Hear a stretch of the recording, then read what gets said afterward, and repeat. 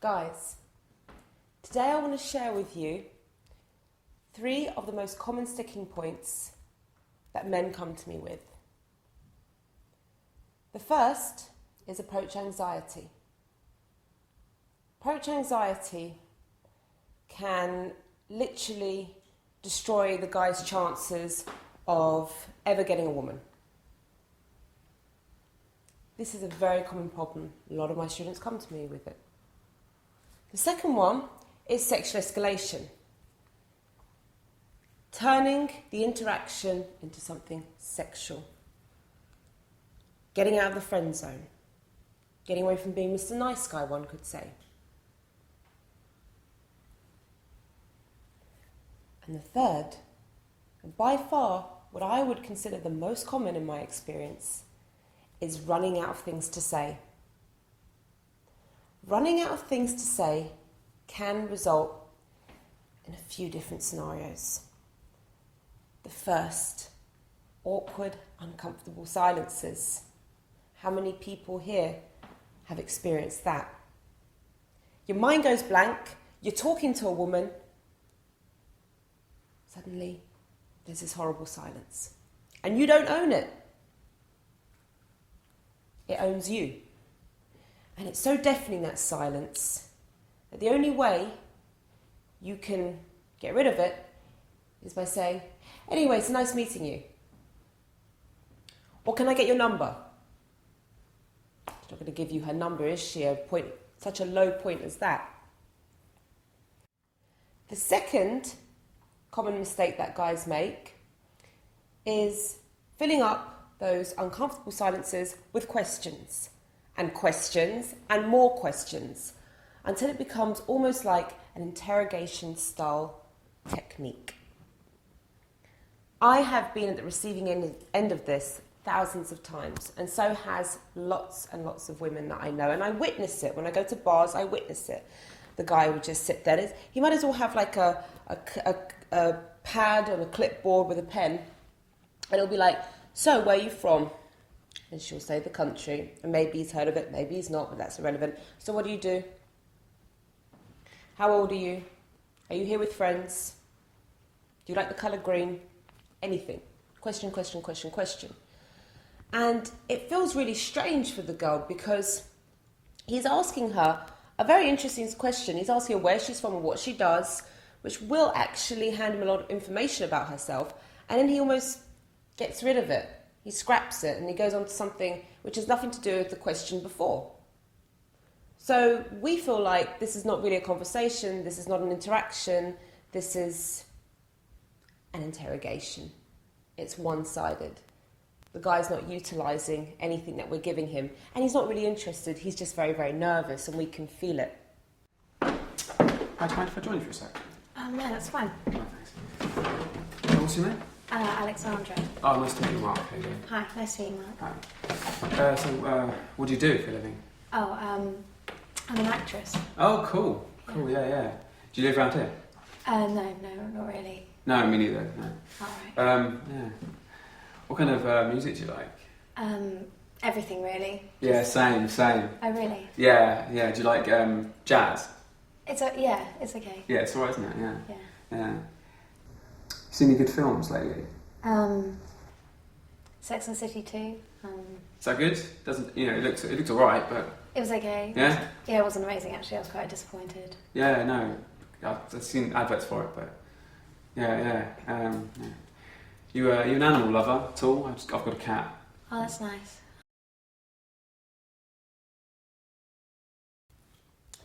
The third one is what I call motor mouth syndrome. So it's actually the complete opposite from just experiencing uncomfortable silences. What the guy does is he talks and talks and talks and talks, but what he talks about is dull and uninspiring. Dull and uninspiring. How many of you guys have spoken to a girl and thought, that was just terrible?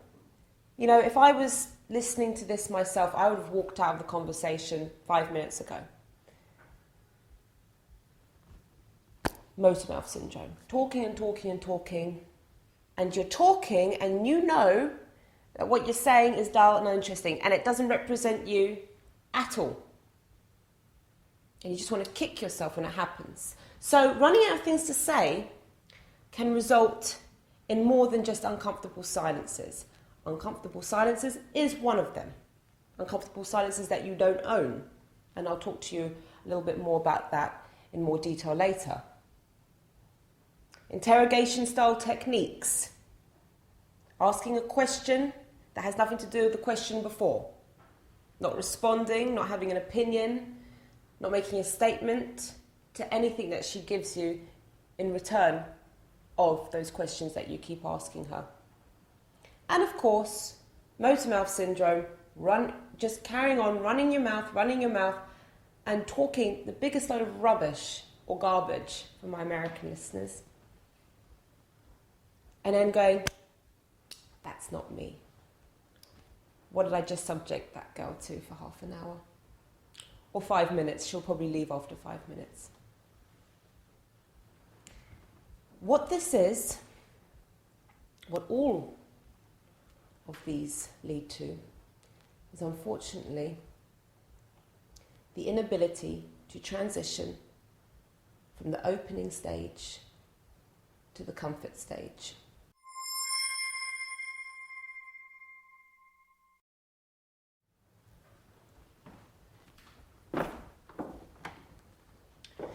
Imagine there are 3 stages to the interaction with the woman. You got the introduction stage, you've got the comfort stage, and then you have the seduction stage.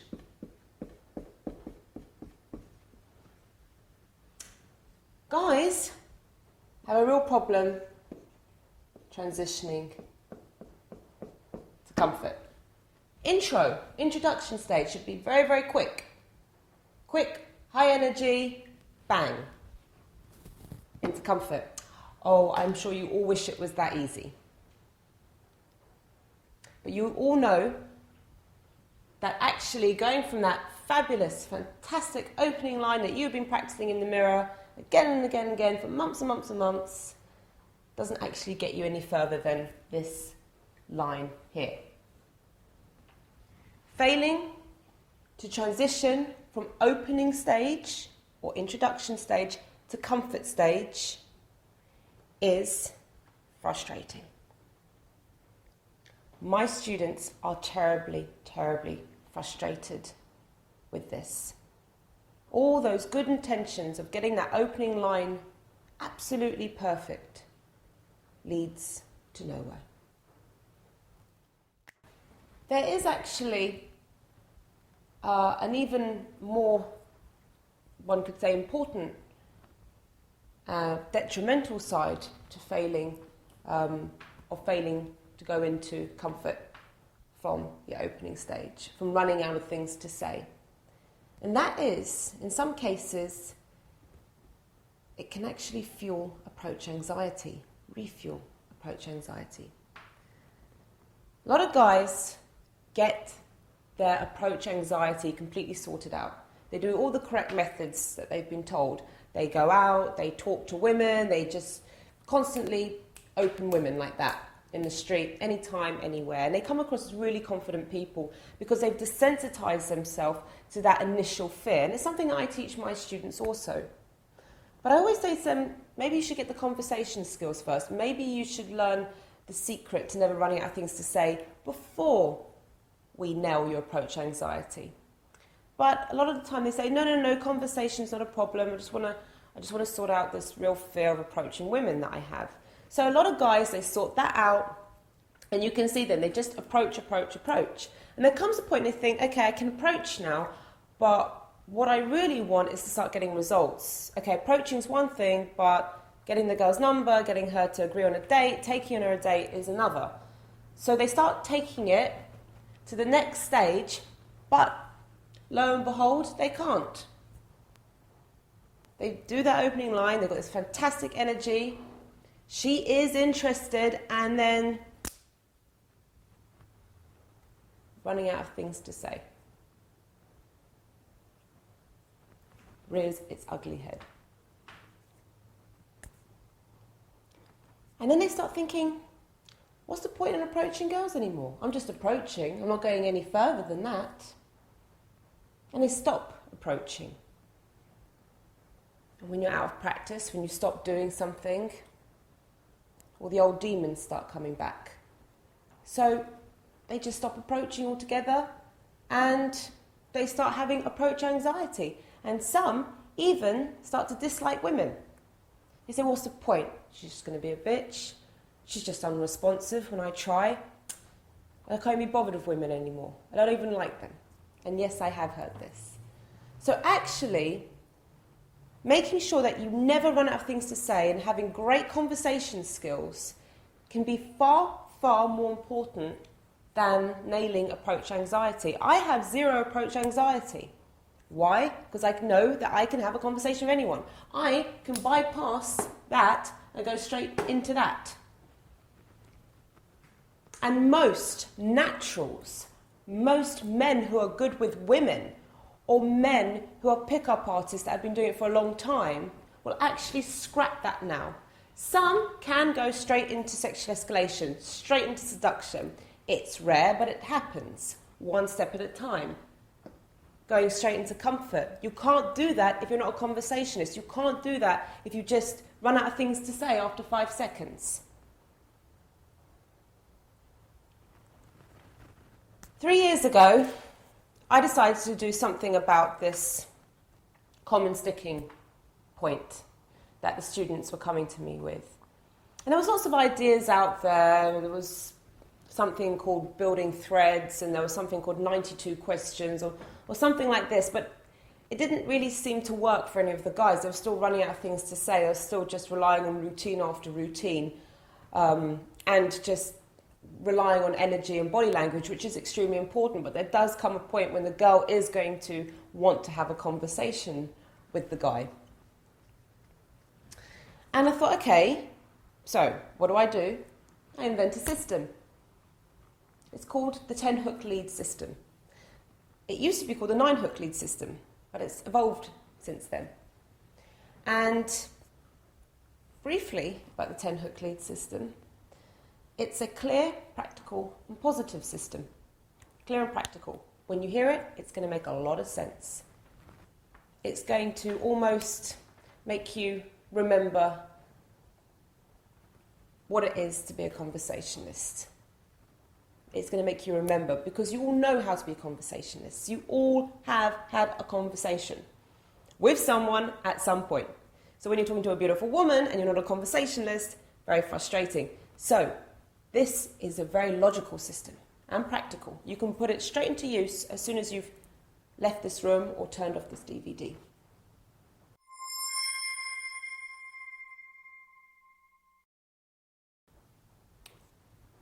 But note I mentioned the word positive. It is a positive system. It takes any mistakes or negatives that happen in an interaction and turns them around, makes them into positives, and you'll learn how to make those initial negatives and mistakes work for you. A lot of guys, they make mistakes, or people make mistakes in interactions. They make a faux pas, or they just do something which the other person didn't really like. Some people just think, right, forget it, let's just end this conversation. I can't fix that. Some people try and fix it or hide it or make it better in a clumsy manner, which can actually make it even more awkward for the other person. And then there's people like me and people who follow my system who take that mistake, turn it around and make it work for them. They turn it into a positive, and I'm going to show you how to do that. No matter how difficult the situation, you're going to turn it around in your favour. Every single one of my students who has grasped the 10-hook lead system and has applied it has had amazing results. Every single one. Am I proud of myself? Yes, I am. Why shouldn't I be? I've helped a lot of people. And I'm going to be sharing this with you. Some people here are thinking, I'm pretty good at conversation, Kezia. I'm okay. I'd like to learn a few more tips. But I'd say that the 10-hook lead system isn't going to help me as much as someone who can't have a conversation. Wrong. The 10-hook lead system has a lot of valuable information that you can apply to other areas of your game. Example, some students come to me and they just want to learn how to display high value effectively. 10-hook lead system explains how to do that. Some come to me and they want to know how they can shift the levels of power in the interaction into their favour. 10-hook lead system explains that, shows you how to do that clearly. Some want to learn how to cold read women. They always seem to cold read women and they don't get the response that they wanted, or they get it wrong. 10-hook lead system explains how to cold read women effectively. Some want to learn how they can implant or use sexual hooks into an interaction, so they can use as a base or a springboard to actually sexually escalate.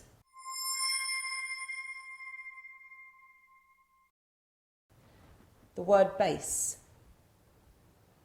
The 10-hook lead system is a solid concrete base that every guy needs before he can start applying little tricks and tips and techniques, sexual escalation, flirting, routines. He needs a base. Otherwise, it's incongruent. It's strange and weird. I know some well-known pickup artists, and all they do is they use routine after routine after routine with me. And don't get me wrong, at the beginning it's kind of refreshing and it's makes impact emotionally and psychologically. But after a while, the girl realises there's something wrong here. This is not a normal conversation. There's something missing. Yes, the conversation, that's what's missing. You need a base before you can apply all these wonderful and crazy and effective routines. Otherwise, it's weird.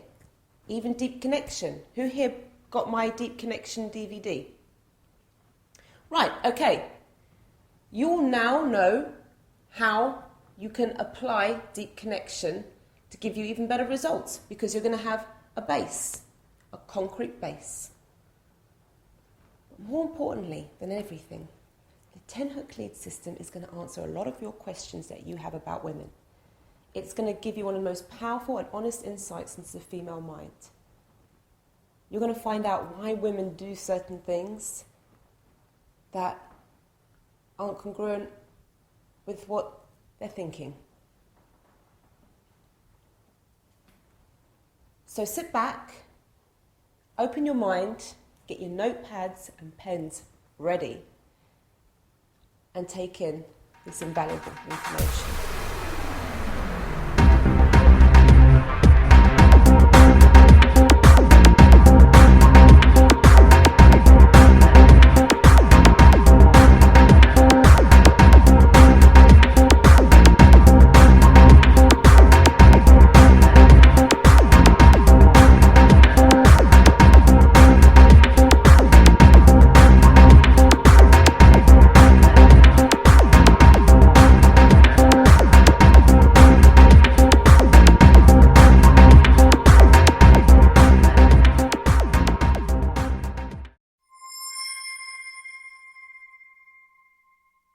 The 10-hook lead system will give you the ability to transition from opener to full-blown comfort.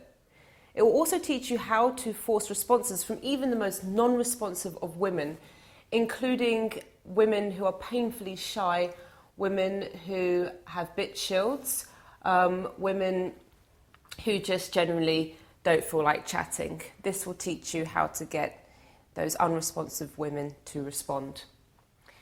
10-hook lead system will show you how to demonstrate high value and high standards.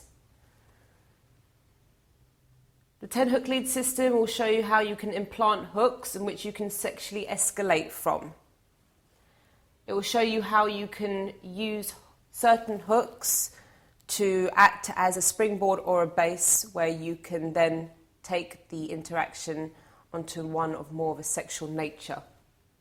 You'll learn how to use deep connection by mastering the 10 hook lead system. You'll be able to make impact, and you'll be able to show off your strengths to the best of your abilities. You'll learn how to take all those negatives that happen in interactions and turn them into positives. You'll be creating a solid base in order for you to use all your routines, tips and skills and techniques that you have learned without it coming across as weird. You'll learn how to do cold readings effectively and maximize your results by doing cold readings. You will get one of the most honest and powerful insights into the female mind. Enjoy learning and experiencing and using the 10 hook lead system. Get the results that you deserve.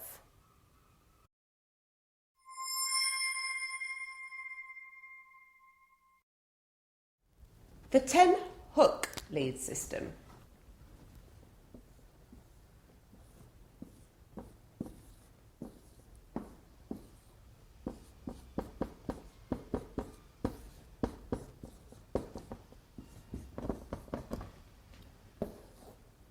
Hook.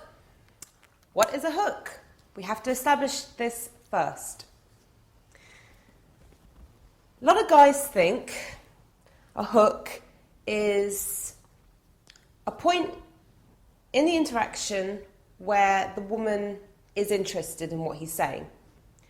Some guys think that a hook is a point in the interaction where he's interested in what she's saying.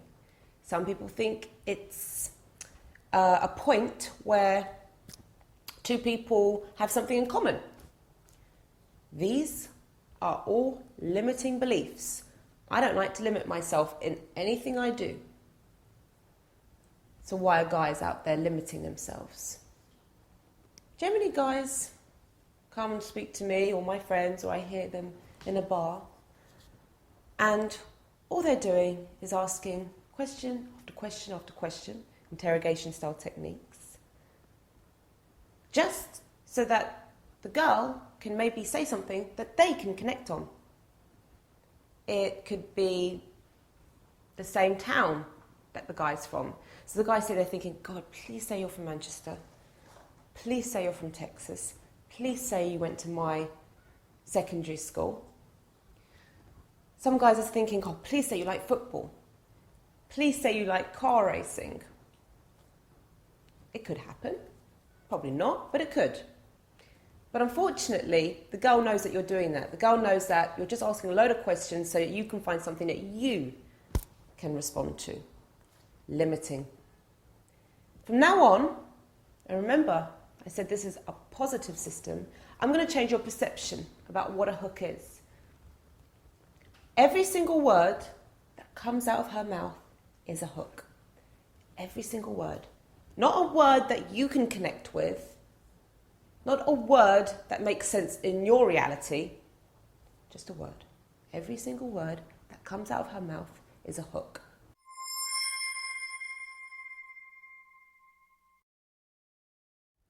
So once you've established that every single word is a hook, you're going to have to also understand that there are low caliber hooks and there are high caliber hooks. Low caliber hooks are essentially useless hooks. They're hooks, but they're useless. You don't want to be generating them early on in the interaction. High caliber hooks are useful hooks. They are what you want to be generating in the early stages of the interaction.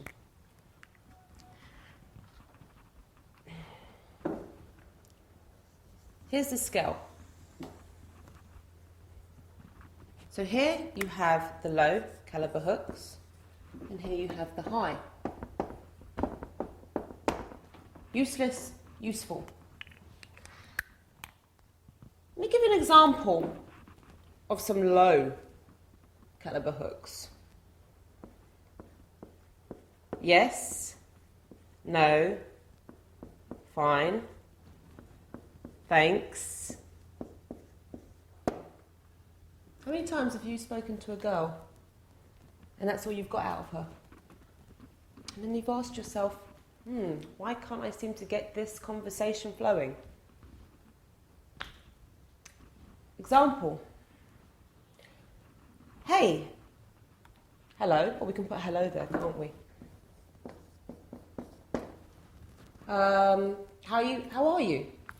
Fine. You like it here? Yep. Are you here with work colleagues? Nope. Oh, you must be here with friends. Yes. Are they having a nice time? Yes. So have you been here before? No, I haven't actually. Hey, are you enjoying your night? Yeah, it's alright, thanks. So you don't know what's good to eat on the menu at all? No. Do you like the music? Not really. Okay. I'm looking for a place to eat round in the area. Do you know the area at all? No.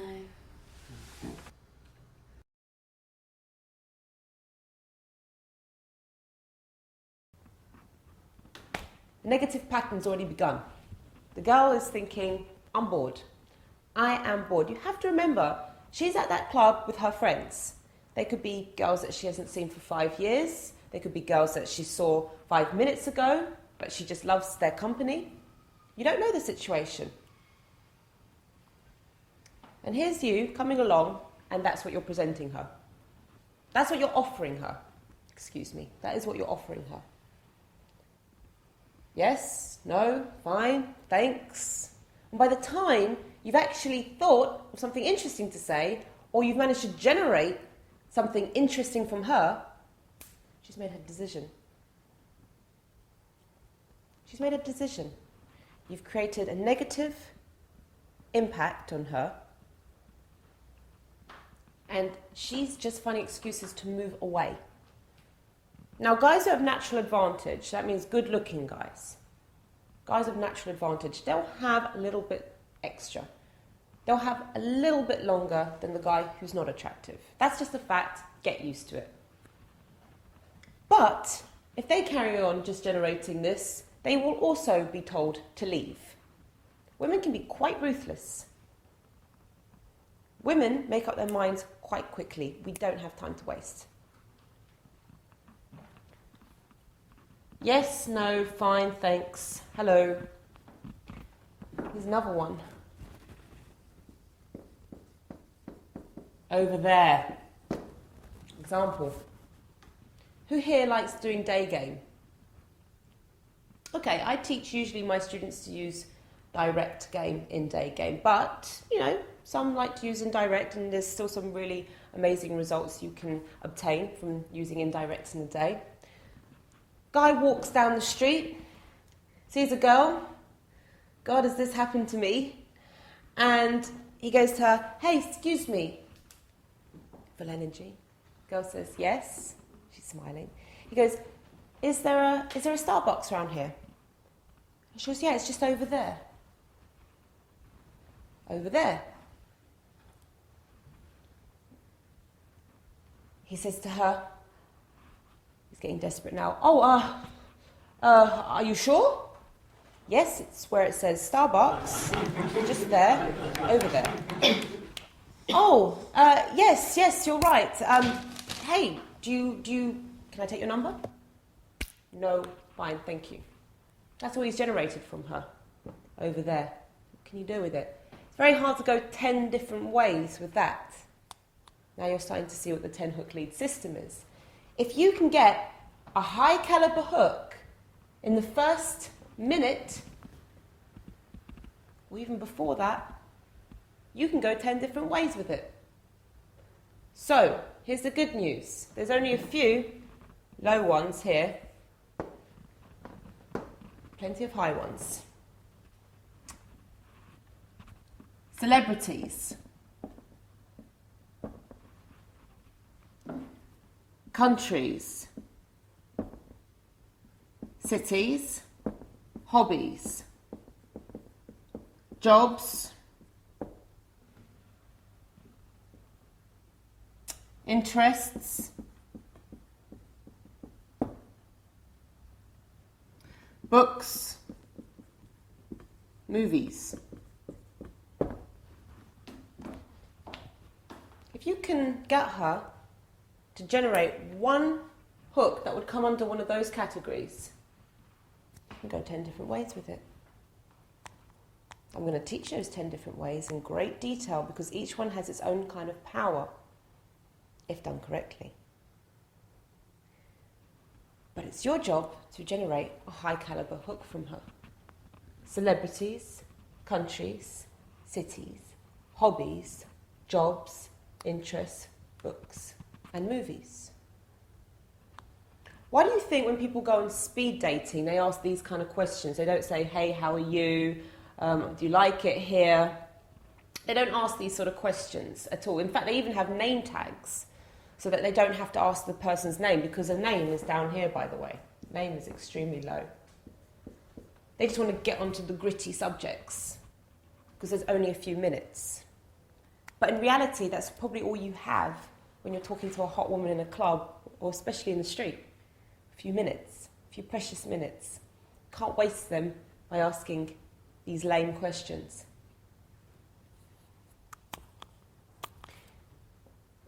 Let me touch on names. Why are names not good? Well, if her name's Kezia, okay, it's kind of interesting. Why is it interesting? Because you can say, where's that from? And it can quickly direct you straight to a country or an origin. But if her name's Emily or Sarah, what are you going to say? Where's that from? No, that would be weird.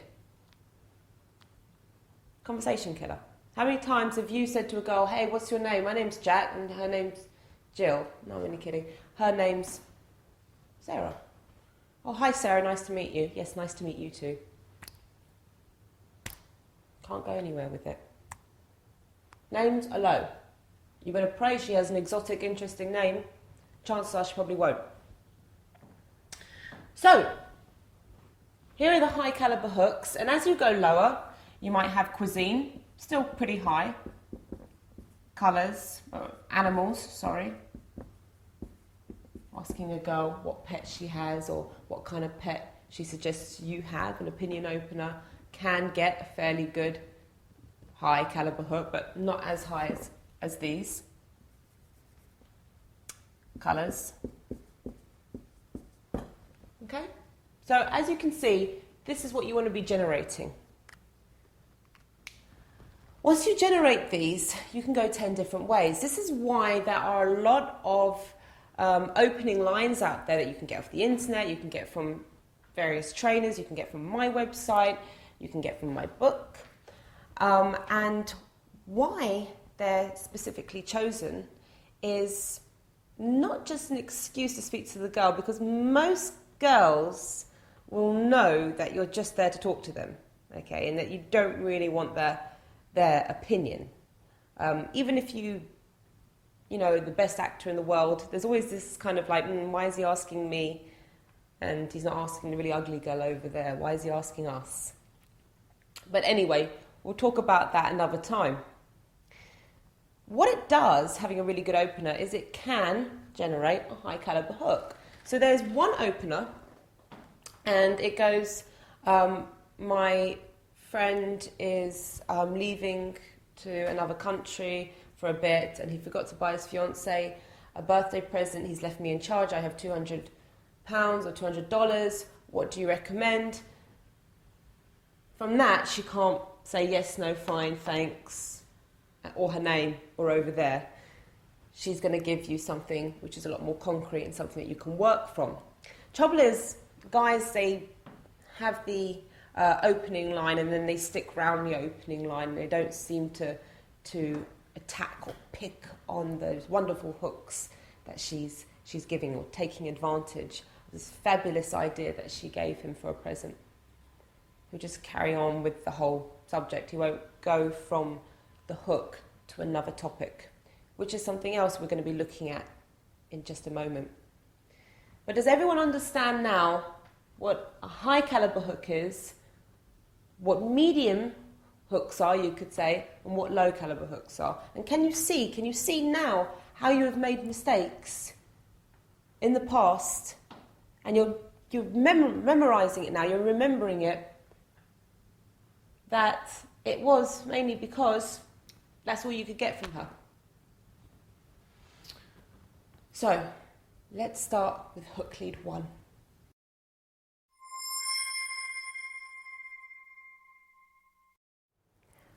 Hook lead 1.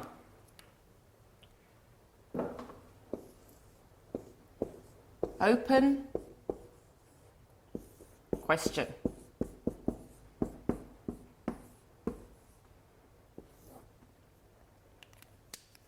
Open question. Let me give you an example. You're doing indirect game in the day and you're in a record shop, HMV, okay? Place where you can get DVDs from, CDs, music. This is somewhere that I take my students when they want to use indirect game in the day. I always find that these places have like a real kind of positive vibe going on in them. The girls, you should never try and approach girls when they're clothes shopping, because I find women, they're very fierce. They're like, I've got to get those shoes, I've got to get those trousers when it's clothes shopping. It's rush, rush, rush, rush, rush. A bit like a zoo. And then there's some guy and he happens to be in the female, lingerie department. He's saying, hey, quick question, who lies more, men or women? Really, really weird, okay? I always say go to the kind of record DVD shops because people are just kind of chill, they're looking, they're not in a big rush to get a particular DVD. They're just like, relax, what can I watch tonight? They're feeling positive, there's music playing, it's got a kind of club atmosphere. You haven't got any weird security guards that are just really annoying and following you around everywhere in those places. The staff are generally quite friendly and so on. So it's a really great place to pick up women. But one of the other reasons why it's good is because there's so many props, all these DVDs. So you can go in with an opinion saying, what do you recommend? What DVD should I buy? Have you seen this? It's a really great way to go in there and get an opinion opener, and it seems really normal. It's not going to seem weird. But how you respond? Well, this is the first hook lead. Why have I picked open question, as the first one? I just think it's probably the easiest one to explain, and it's the most basic one, but I don't think people are quite aware of how much it can do for them. So let's go back to the situation in the DVD store. You go up to a girl and you say to her, listen, I've got my female cousin coming over and she wants to watch a DVD tonight. Can you recommend anything? Or you can just say, can you recommend me a DVD? I feel like watching something tonight. Now she goes and tells you Dirty Dancing, as most girls do, Dirty Dancing. And she is doing it to make fun of you slightly. If you just respond with an open question, which would be either what's it about, or why do you like it, what do you get back? An open question, such as the two I've just given you, in response to a high caliber hook, which is a movie, not a movie you pick, not a movie you care about, not a movie you love, maybe not a movie you've even heard about. Doesn't matter, irrelevant. You're going to ask her some other question that's got nothing to do with it. Just by responding with an open question, what's it about? Or why do you like it? Gives you more than a one-word answer, which gives you multiple hooks. Are you starting to see the pattern now? So you go to her and say, well, why do you like this film? And she says, well, I like it because, I grew up with it. I like the 80s soundtrack. I like the dancing and so on. Great. 80s soundtrack, 80s music. New topic. New topic without you forcing the change. She gave you that topic. You are taking advantage of it. You're not suddenly going to her, oh, let's talk about 80s music. No, she brought it up. So you can just respond and say, really, do you like 80s music? What, kind of like the early stuff or late stuff? Because I'm really into the early stuff, or whatever. You are not talking about the opening line anymore. I've had students who have gone in, talked about a DVD, and they've been there for 20 minutes talking about this one DVD. Then they've tried to get her number. And guess what? She said no. And they come back to me and they say, well, I can't understand why she said no. We were really getting on. Yes, but you were talking about the opening line for 20 minutes. You exhausted that topic. So on an emotional level, she might have felt like she felt warm to you. She might think that, you know, she likes your energy. But psychologically, she's thinking, well, I don't really know this guy because we've just been talking about Dirty Dancing or whatever the DVD was for 20 minutes. And that is the mistake that guys make. This is why they can't transition from opener to full-blown comfort. When the girl gives you that high-caliber hook, it's your job to say in your head, where does this go now? Where's the topic going to go? What can I generate from her? Asking an open question will give you multiple hooks. And you can use them as stepping stones to get to the next point. So it could start off, in this case, Dirty Dancing to 80s music. So she starts, you say, you know, most girls don't like 80s music. I really like 80s music. And then you can start talking about who did you used to like from the 80s. And she could say Michael Jackson. And you could say Prince. And then before you know it, you're talking about Michael Jackson and the whole tragedy around that. Before you know it, you're talking about the, you could be talking about a number of things. In this case, you could even get really deep and start talking about, you know, the situation in Hollywood, what's happening with, you know, this prescription drugs and so on.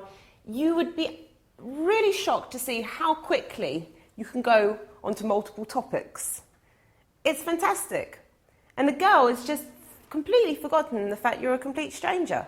She's forgotten the opening line. She's forgotten the fact that you came surreptitiously behind her and asked her to recommend you a DVD. She's forgotten all that because you're having a full-blown conversation and you're going to get her number.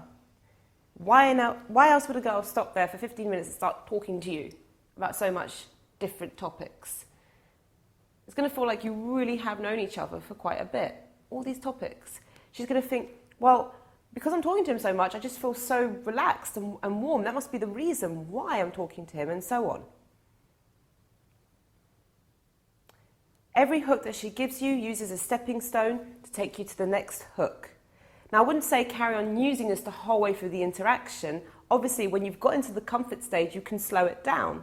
But that testy early few minutes, few seconds, that's when you have to really cross over, transition to full-blown comfort as soon as possible. So, nice and simple, open question.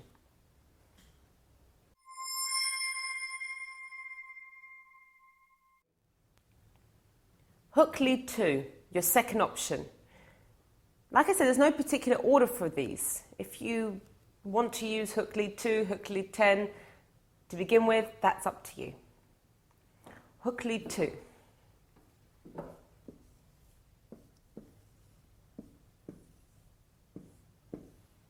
A fact. Stating a fact in response to her high caliber hook that you've generated is a great way to continue the conversation. In fact, it's something I use a lot. And I was out with a couple of friends and they noticed I kept using it a lot. And they said I seem to be using it on people who are very reserved, people who were quite shy. I'm quite an extrovert. I'm quite loud, and that can sometimes intimidate some people. So I've always used a fact as a hook lead to people who I find are slightly uncomfortable with being in the limelight.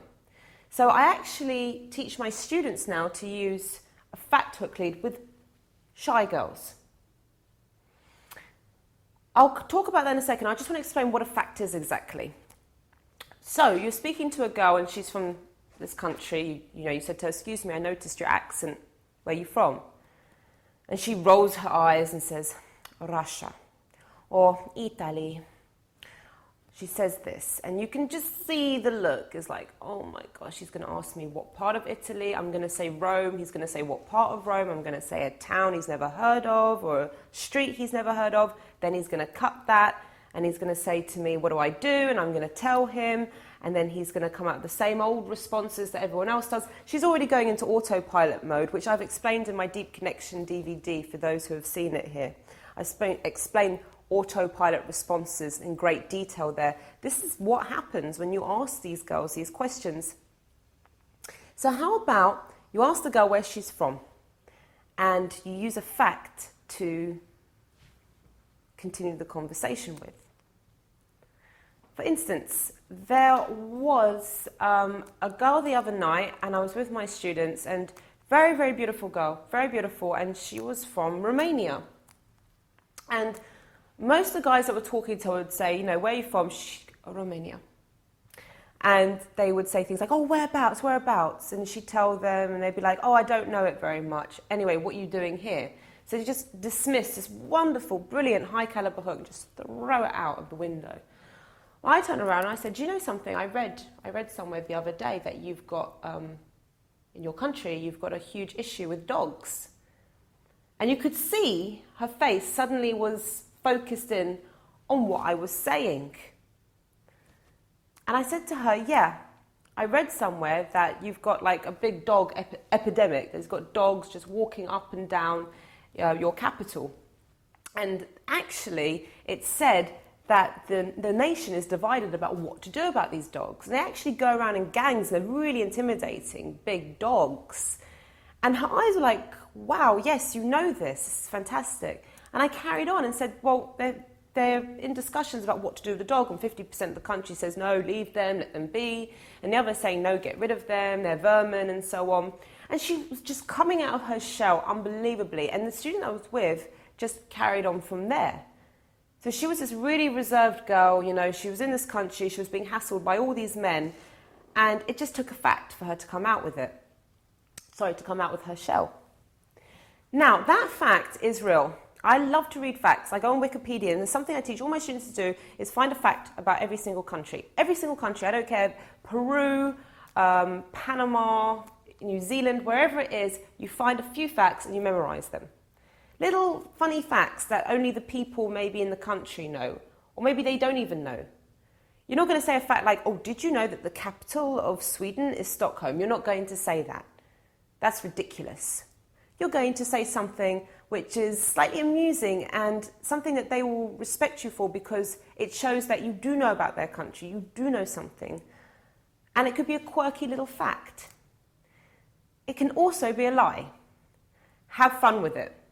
So if you've looked on Wikipedia and you found all these facts, but you want to have a bit of fun with the fact and make it up, go ahead, have fun with it. For instance, you could say to somebody, you could play devil's advocate. Playing devil's advocate can be very good. You can say to someone who's from Manchester, because Manchester and Liverpool, they're two cities in England that have some rivalry. I mean, it's okay. I mean, it's nothing too serious, but it's a bit of rivalry between them. So you could say, you know, I read in this really interesting magazine report, and really make that part convincing, by the way. So I read it, can't remember the name of this magazine, it was about 2 weeks ago. That gives you time to think up of the fact. And I read about it, and it said that people from Manchester, 80% of people from Manchester, secretly want to be from Liverpool. They did this survey, and it showed that. And what happens is the other person's going to start giving you a lot of emotion back. They're not going to hate you. They're not going to start saying, how dare you insult me. It's just a fact I read. I'd like to hear your point of view. And they'll give you their point of view, and it won't be any anger attached to it. There'll be emotion, but there will be no anger directed at you. But you're going to start getting them to get emotionally involved and start emotionally investing in the interaction straight away. You said you liked animals. Well, what's your favourite type of animal? I love dogs. Yeah, me too.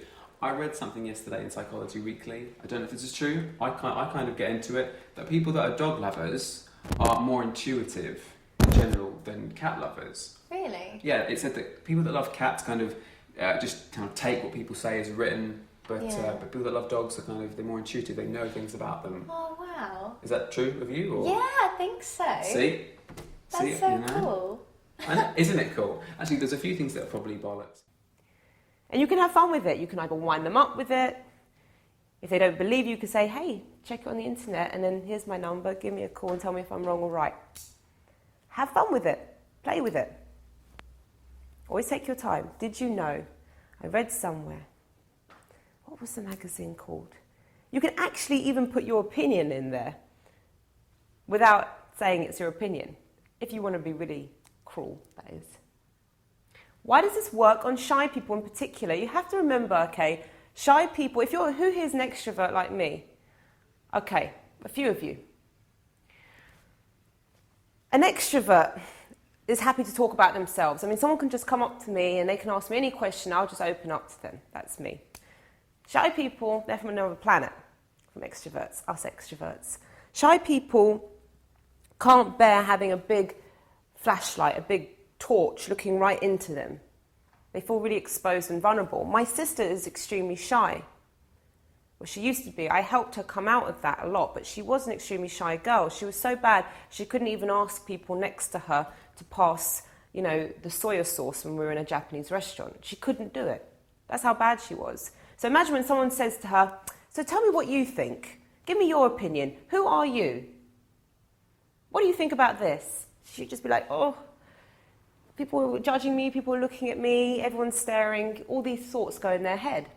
So when you say a fact, they actually can start to respond to that a lot better because it's not about them. It's a separate element that's being pushed into the conversation. And before they know it, they actually start expressing themselves really beautifully, really openly, very quickly, because you're not forcing a flashlight in their face.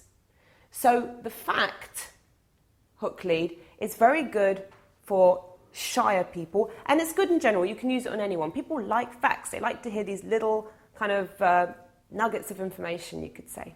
And they like to argue about it. It's just a fact you read. It's not your opinion. Fact. Use it and use it well.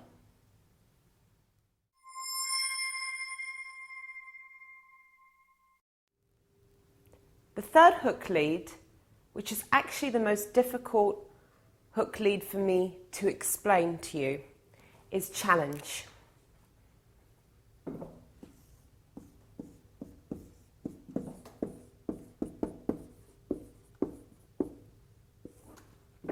Challenge is the result of dot, dot, dot.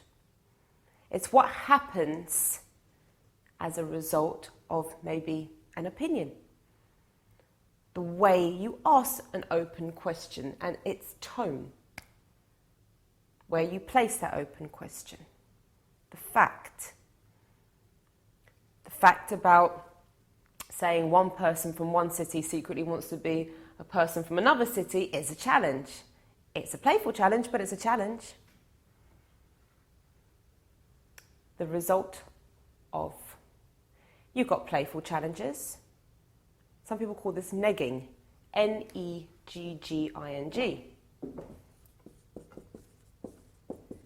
It means putting in a negative to take away the girl's value slightly. I do think negging has its place, definitely. I think that if the girl is really showing way too much high value and is being generally quite distasteful with her choice of words, you could say, or the way that she is behaving in general, by using a couple of negs, such as one of them is, you blink a lot. Or saying, oh, I love the way that you laugh. Your nose goes all crinkly like a little rabbit. Something like this, poking fun at her a little bit, I would definitely recommend. But some negs go really way too far. I mean, some guys literally say to a girl, oh, your breath smells. Or, stop spitting on me. Say it, don't spray it. This is an insult. No girl's going to look and say, okay, now I kind of think that's cheeky and I'm going to behave myself. They're just going to look at you and think, what a arsehole. Why do guys do this? They go too far with negs because they start getting drunk on their own power that negs give them. Negging can suddenly make the guy feel very superior. Here's the hot girl and I'm making her feel bad about herself. Great. I'm going to carry on and on and on. And then she's just going to get tired and walk off. And everyone's going to look and say, there's an arsehole. There's one pickup artist I know, and what he does is he goes up to the most beautiful woman in the club and he says to her, excuse me, I always make a point of speaking to the most beautiful woman in the club. She went like this, And he goes, so I was wondering, do you know that girl's name over there?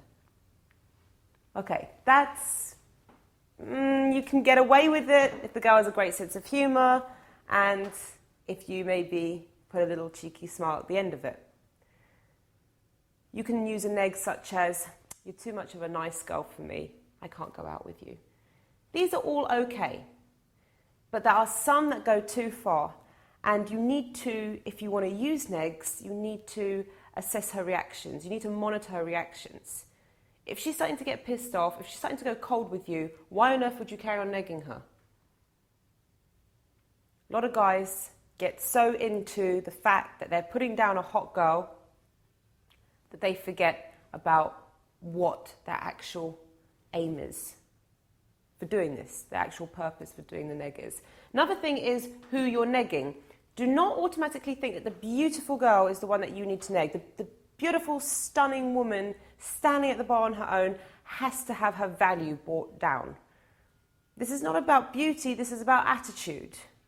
You want to use negs, the ones that I've recommended, on women who have an attitude problem. And they can be very unattractive women.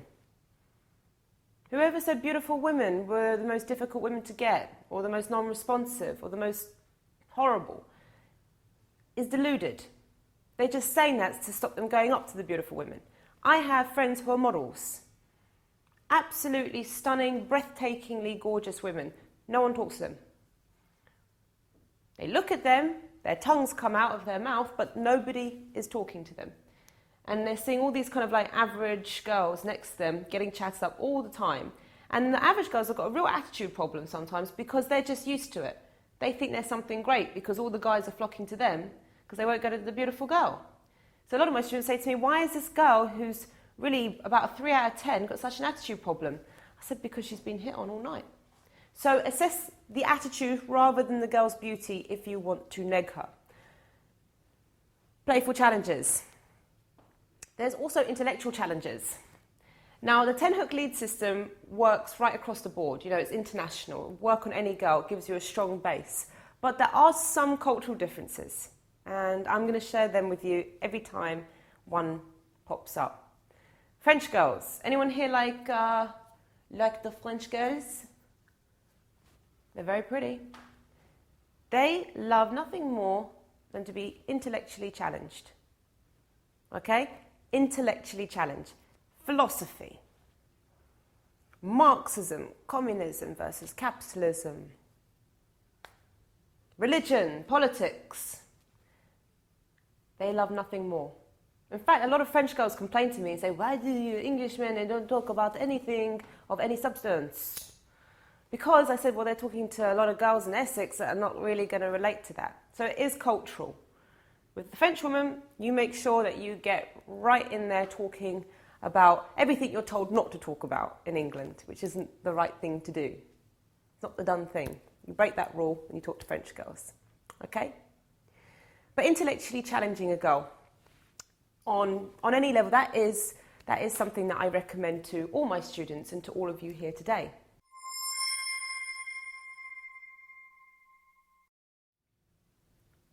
The question is, why don't men challenge women? That's what women want to know. Tell me, guys, you know there's been opportunities when you haven't agreed with her, you've wanted to challenge her. Why don't you challenge women? Don't want to get into an argument. Don't want to get into an argument. That awful fear that it's just going to end up in this big row in the middle of the shop or in the middle of the club. It's going to be absolutely terrible. I'm just going to agree with her. I'm just going to bend my own reality in accordance with hers, nod my head and agree. And women hate that. How many times, guys, have you been on dates with a woman that doesn't challenge you? She's just a pretty face and nods her head.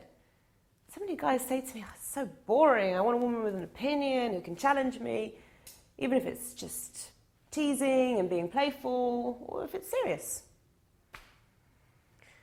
So what I'm going to teach you now is something called the diffusion technique. This is an offshoot. This is not a hook lead. This is, remember I said that I'm going to take any negative and make it into a positive. Well, here we go. It's called the diffusion technique. This is a fantastic way for you to challenge the girl whenever you want. And always know what to do if it leads to a heated discussion or an argument. You're going to take a negative, turn it into a positive. This is called the diffusion technique. So you and Emily are discussing. It could be the election, it could be global warming, whatever you're discussing. You're discussing it, and it's getting passionate. And that's good, that's good. But then there's that point, you know, when it starts becoming a little bit personal. It's just going to turn personal. You know it, she knows it. Now, some guys here won't back down. They'll be pig-headed. They'll carry on, and I'm right with my convictions, and I will carry on. And they win the argument, and then the girl just feels deflated. Some guys let the girl win. Most guys let the girls win. And then the girl feels, he doesn't really believe in what he was saying. I'm more intelligent than him. I can argue him under the table. I say don't do either. I say use the diffusion technique. What you're going to do is exactly this. And pay attention. You're going to say to her, stop. And you're going to smile. Okay? So you say to her, stop. Me and you are never going to agree on this. We can sit here for 2 weeks arguing and we still won't agree. Am I right? And she'll say yes. And then here comes the piece de resistance. And then you say, you know what? I love that. Don't you find that most other people that you have a discussion with, they just agree with you for the sake of it? They just don't even have any opinions. They're just polite and nod their head. But you're like me, you're fiery. You'll just, you'll stick to what you believe in. You won't back down. I love it. And she will look down and she'll look up and she'll smile. That is diffusing the situation and make it work for you. A couple of things are going on here. First of all, you're taking control. No one's backing down. You are taking control. You're not letting it go on and on and on. You are framing. You're taking control of the frame of the interaction. You're saying to her, look, we don't share the same opinion. We don't connect on the surface. But we are the same person. We connect. You're then saying to her that everybody else is not like us. It's us against them. We're more superior than these other people. We share something that most people don't have. We're special. You're saying all this without using those words. Most importantly, you're actually doing something quite sexual here. Let me explain. My ex-boyfriend, and as some of you know, that I teach what the naturals do. I break down what all the naturals I've experienced a relationship with do. I break it down, I teach it in systems, I combine that with the knowledge I've obtained from working with some of the best, most successful pickup artists and seduction gurus in the community internationally. I combine this to teach something new and fresh. And one of those naturals was my ex-boyfriend. And he was a natural in the sexual escalation side of things. He could just bed women. I mean, he wasn't good looking. People used to say it was this raw sex appeal he has. I was like, that doesn't exist, raw sex appeal. Let's break it down and see what he does. So one of the things that he used to do is when me and him used to have these big kind of Elizabeth Taylor, Richard Burton arguments, throwing things at each other, two very fiery people. And he would just say, stop. You're the problem is, Kezia. You are the female version of me, and I'm the male version of you. And that anger would turn to passion and lead somewhere else very quickly. It was very sexual. He used to take the girl's anger, understand it was an energy, and direct that energy into something positive that will work for him. And you're going to be doing this on a much smaller scale. We might not agree, but we're the same. We connect. And she's going to look down and look up and smile, because that's all she can do. It's a fusion technique. Now, my students, they purposely have arguments just to use the diffusion technique. Use it and use it wisely.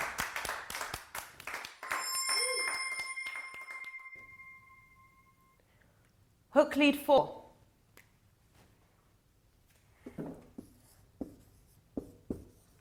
Opinion. Right, you all know what an opinion is. Two types of opinions. There's the one that most people do, which is a wishy-washy, in-between, neither here nor there opinion. And then there's a strong opinion. That can be either positive or negative. Most people use wishy-washy opinions, in-between opinions, neither here nor there opinions, because they are scared of making an impact. They're scared of getting a negative reaction. They think somewhere along the line they've been taught that that's what you do, that's the done thing, that you just smile and say that sounds nice. But you know what? People get really fed up with that. Example of me, personal example. I went to Japan about a year ago, and it is a fantastic country. As some of you have been here, you'll know that it's a great country. And I had all this energy built up in me from going to this place, and I came back and I went to some parties and I saw this energy, and people would say, like, have you been away, or what have you been up to? And I say, I've been to Japan, I went to Tokyo, and I went to Kyoto, and then they go, oh, that sounds nice. I thought, okay, I just don't want to carry on talking about it anymore. That sounds nice. It means I don't care. I'm just being polite, not really listening. How many times have you said to someone your job and they've gone, that sounds nice, and you're just thinking, God, you don't care. You really don't care. This is my job, this is my life, and you don't care. It's nice. It's disrespectful to say that. You've just come back from a lovely holiday. Just because it wasn't that person's type of holiday and they said it's nice, you don't want to talk about it anymore. I spoke about this in my DVD about deep connection. Again, auto-responses. If you're going to use an auto-response, say, that sounds nice, the person is going to give you that back. Yes, it was nice. End of conversation. So, you are going to get out of your comfort zones and you're going to start using strong opinions, both positive and negative. So what was the last film you saw? Inglourious Basterds. Oh, really? Yeah. Did you like it? I loved it. It was awesome. See, I really wanted to like it. I wanted to love it. 'Cause I'm a big Quentin Tarantino fan, but I just couldn't get with it. Oh, why not? Just because it had too much anticipation, you know. I think there's some good acting in it, but it's just... I mean, Brad Pitt, he was phenomenal with that whole monologue at the beginning. I totally agree with you, but don't you think it was a bit kind of...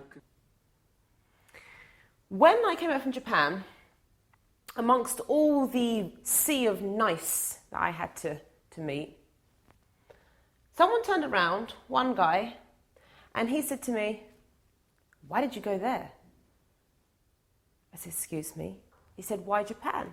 Why not Dubai? Why not Marbella? Why not somewhere you can get a tan? Did you go all the way there to get a hi-fi system? I didn't hate the guy. I didn't look at him and think, that's it, I don't want to talk to you, that's it, I'm never going to sleep with you. I thought, wow, how refreshing. Somebody with a real opinion, and they're not scared of showing it. And what happened then is I started explaining why it's a great place. Do you know what the first thing I said to him was, though? Why? Where do you like going for holidays? Why? Big sticking point. Guys say that they're talking to girls, and if the girl's not very responsive, they find that they just keep asking them questions, and the girl doesn't ask any questions back. So who here has ever had that problem where they think, you know, I just wish she'd ask me one question about myself, just to show one IOI, just to show she wants to listen to me for 1 second. You can sometimes force that by using a strong opinion. Now, it's the last thing you think that you should be using as an opinion. Surely that defeats the purpose. Surely that giving your opinion is going to make the person not want to ask you any questions about yourself because you're already telling things about yourself. Actually, it's kind of funny. It doesn't work like that at all. If you use a strong opinion, the first thing that people respond with is why, who, when, questions. So you like going on holidays, right? Yeah. Where is your favorite destination? I've never been to Egypt, but I'd really love to go. Really? Yeah. Seriously? Mhm. I heard really bad things about it. I don't think I would ever go there. Really? Like what? Because like it looks, and like from my friends' feedback, is a kind of a really touristy area. You just get to see where all other tourists see, just like, you know, on the beach, lay down, and it's really artificial. You don't really get to see, you know, the real Egypt. But isn't it? They're You like just loads of spend all scuba the diving. money. I don't know, but you could do it everywhere, right? No, but it's supposed to be beautiful, like coral reefs and clear sea. I don't think I would ever go there. No? Spend all that money. Where would you no. prefer to go then? I think I would like prefer a place just more kind of real, like just thinking. I don't know. I've been to Thailand. I really liked it Yeah. because I've been to the touristy places where I get to meet real people in there. Why do you think that? Well, where do you like to go? So what you're doing is you're actually stopping that negative pattern of you firing questions at her. And you are changing the dynamics of the conversation. She's now going to get used to asking you where you're from, what you like. She's going to start getting used to it. She's going to start getting used to putting questions to you. Now, it might be forced to begin with because you've used a strong opinion, but once she's accepted that pattern, the interaction starts to become a two-way thing, which it should be. That's a conversation. Someone babbling on about themselves is not a conversation. It's got to be a two-way thing. And sometimes you're going to have to force that. And a great way is with a strong opinion. So the first thing I said to him was like, well, where do you like to go? And if he'd have said nice, I wouldn't have asked that. I'd have just ended it. Or he would have talked about something else, or I'd have moved on. Now, you can use an extreme opinion on the person's favourite movie. You can use it on their favourite holiday destination, their favourite book, their favourite celebrity, cuisine, and they're not going to get offended. You see, this is what people are scared of. It's like the challenge. They think that if they have an opinion on something like this that's maybe negative, they're going to somehow react really, really badly, and they're going to be like, okay, get away from me. I don't want to sleep with you. Have you ever heard somebody say, I don't want to sleep with that person because they don't like the same film as me, or they thought that my choice of favourite singer or favourite holiday destination was terrible? That doesn't happen. Little known saying, opposites attract. I don't completely agree with it, but there is a little bit of truth in it. Listen to the fact that you can be opposite and you can still be attracted to the person. I mean, I've been out with loads of guys that are completely different from me, and it's been wonderful. And I've been out with guys that are similar to me in terms of what we like to do and how we like to spend our time. So don't sit there thinking, I've got to agree, I've got to like everything that she likes. Now, you can love something that she also loves. So if she likes horse riding, you can say, oh, I love horse riding, I'm so passionate about it. That's fine, it's an extreme opinion. You can share her energy. She'll get talking to you through that way. But I'm saying you can use a negative opinion as well. It can make, in fact, a very positive impact. There's only two things that you can't have a negative opinion about. You can't have it about religion. This is a taboo. and you can't have it about the country the person's born in. They're the only two. Apart from that, go with it. See what happens. Now remember, if she did react badly, you have the diffusion technique. And the diffusion technique can be applied to the opinion hook lead as well as the challenge. Make sure your opinion is strong. Don't apologise for it. Be bold with it. If you want, put a little naughty, cheeky smile at the end of it. But don't back down. Don't start apologising. Don't say it in a needy manner. Don't let the opinion suddenly fizzle out at the end. It's your opinion, and watch her start asking questions about you in response. Watch her start to break that pattern and make it work for you.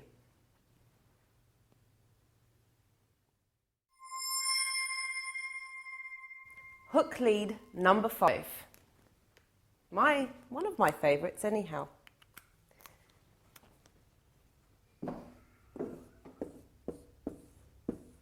Humour. We all have it.